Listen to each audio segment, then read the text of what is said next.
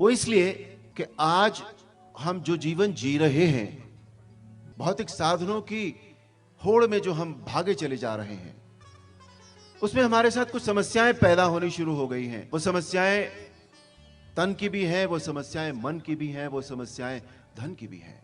आज जो हमारे पारिवारिक संबंधों का और जो सामाजिक संबंधों का जो स्तर है, वो इतना नीचे चला गया है कि उसने हमें मन की बहुत सारी समस्याएं हमारे सामने खड़ी कर दी हैं। परिवार में कोई भी व्यक्ति एक दूसरे के साथ रहकर सुखी नहीं है। यह हुआ इसलिए कि हमने अपने संस्कारों को छोड़ दिया, हमने अपने आदर्शों को छोड़ दिया। और संस्कार हमारे कैसे छूटे? संस्कार हमारे छूटे कि हमने अपनी संस्कृति छोड़ दी। इसलिए आज हमें सबसे ज्यादा आवश्यकता है रामायण जैसे पवित्र ग्रंथ की। रामायण पग पग पर हमें ज्ञान देती है, प्रेरणा देती है कि राम नाम मनि दीप धरो जी ही देहरी द्वार, तुलसी भीतर बाहर हूं जौ चाहसी उजियार।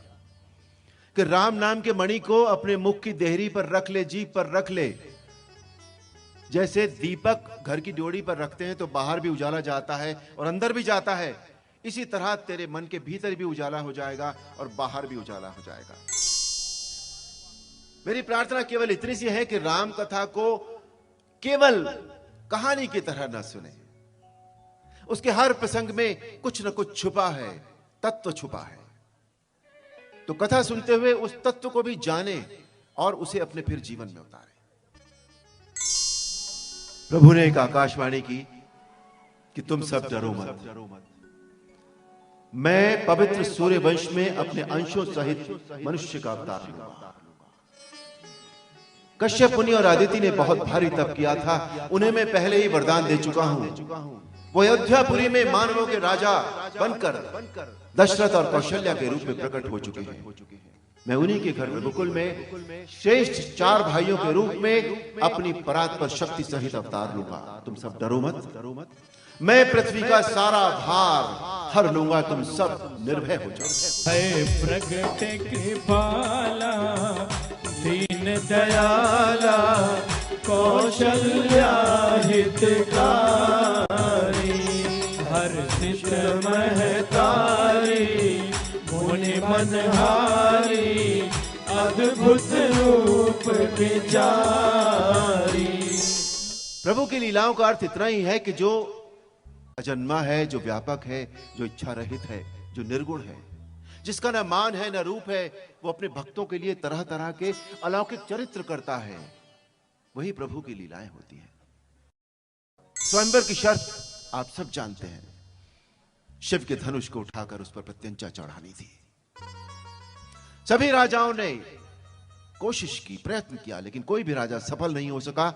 और यहां तक बात पहुंची कि राजा जनक बहुत दुखी हो गए, उन्हें क्रोध भी आया, वो व्यथित हो गए और उन्होंने खड़े होकर बोला, अब कोई भी राजा अपनी वीरता का अभिमान ना करे।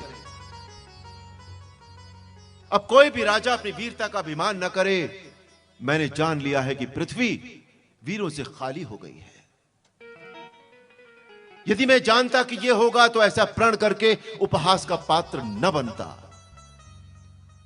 ब्रह्मा ने सीता का विवाह लिखा ही नहीं। अब यदि मैं प्रण छोड़ता हूं तो मेरा पुण्य जाता है। तो ठीक है, मेरी कन्या कुंवारी ही रहे। लेकिन लक्ष्मण से यह वचन सहन नहीं हुए। वो बोले, बस महाराज, बस। इस धृष्टता के लिए क्षमा चाहता हूं, लेकिन अब एक भी शब्द और नहीं।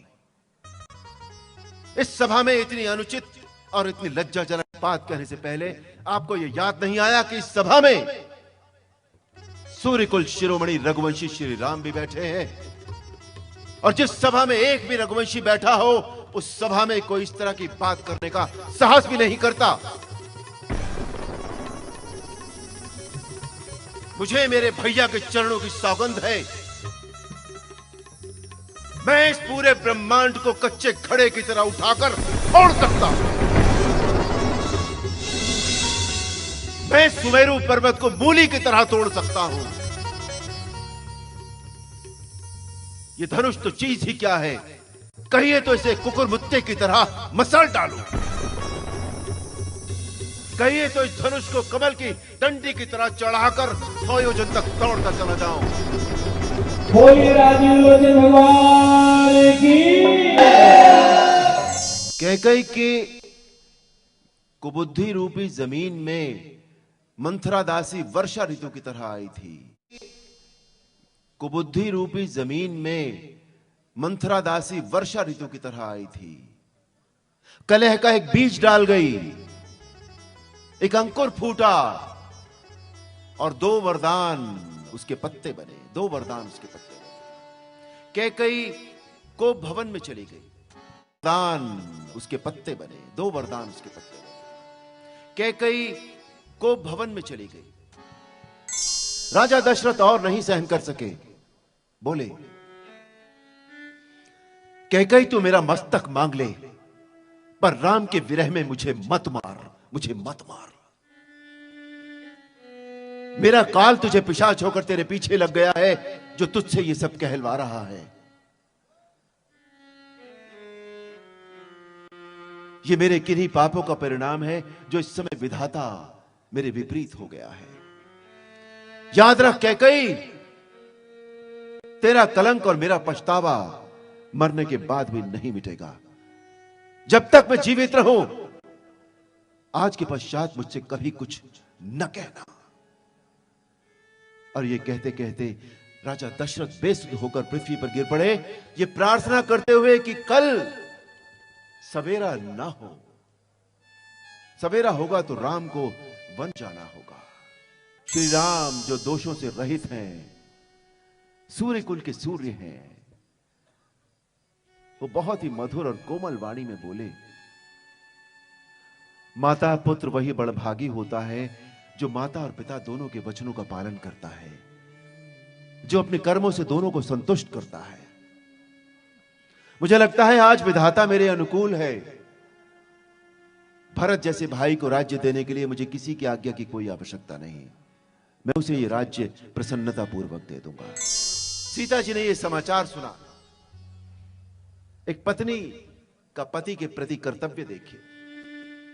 समाचार तही समय सुने सिए उठी अकुलाए, जाए सासु पद कमल जुग बंदी बैठी सिरुनाए। अब आई लक्ष्मण की बारी। भाई भाई का प्रेम देखिए। समाचार जब लक्ष्मण पाए, व्याकुल बिलख बदन उठ धाए, कंप पुलक तन नयन सनीरा, गहे चरण अति प्रेम अधिरा। प्रभु आगे चले, केवट के पास पहुंचे। केवट को तो समाचार पहुंच गया था कि प्रभु के चरण कमल की धूल जहां लग जाती है, वहां शिला भी स्त्री हो जाती है। केवट ने कहा, मैं आपको नहीं बिठाऊंगा नाव में। यदि मेरे नाव भी मुनि की स्त्री हो गई तो मैं अपने परिवार का पालन पोषण कैसे करूंगा? तो यदि आपको मेरी नाव में बैठकर गंगा पार करनी है तो पहले मैं आपके चरण धोऊंगा, क्योंकि आपके चरण कमल की धूल में कुछ है जो पत्थर को भी, शिला को भी स्त्री बना देता है या जीवन दे देता है। केवट ने प्रभु के चरण धोए, चरणोदक पिया। सभी देवता भी इस दृश्य को देख रहे थे। उन्हें केवट के भाग्य से ईर्ष्या हो रही थी, जलन हो रही थी उन्हें कि काश हमारा भाग्य भी ऐसा होता कि हम प्रभु के चरणों को इस प्रकार धो पाते हैं। प्रभु नाव में बैठकर चले। गंगा जी भी उनके चरणों का स्पर्श पाकर धन्य हो गई थी। प्रभु उस तरफ उतरे तो प्रभु ने केवट से कहा कि केवट, तुम्हें मैं क्या उतराई दूं? और एक भक्त की भावना देखिए कि मेरे दोष, दुख और दरिद्रता की आग आज बुझ गई प्रभु, मुझे कुछ नहीं चाहिए। हां, लौटती बार जो आप मुझे देंगे वो मैं सर चढ़ाकर उसका प्रसाद लूंगा। और प्रभु ने केवट को अपनी भक्ति का वरदान दिया। भरत जी ने प्रार्थना की और श्री राम ने उन्हें समझाया कि तुम्हारा और मेरा परमार्थ और धर्म इसी में है कि हम दोनों पिताश्री की आज्ञा का पालन करें। पिताश्री की आज्ञा यही है कि तुम अयोध्या में राज्य करो और मैं वन जाऊं। तो तुम सब कुछ छोड़कर अवध जाओ और अवधि भर उसका पालन करो। उन्होंने समझाया, मान तो लिया भरत जी ने, लेकिन उनके मन में शांति नहीं हुई और तब प्रभु ने अपनी खड़ाओं उन्हें दे दी।